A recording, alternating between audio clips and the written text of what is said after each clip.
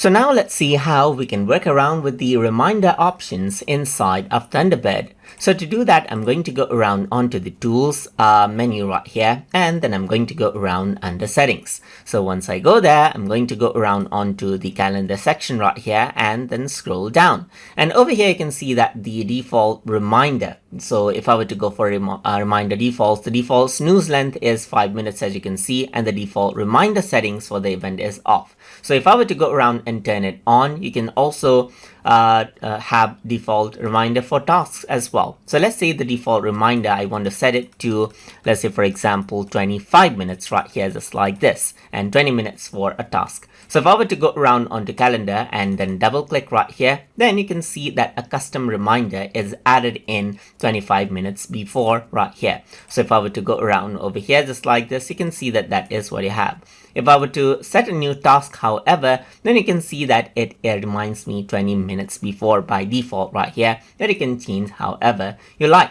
And that is how you can work around with the reminder options inside of Thunderbird. So hope you guys learned something as always. And as always, please like, comment, share, and subscribe.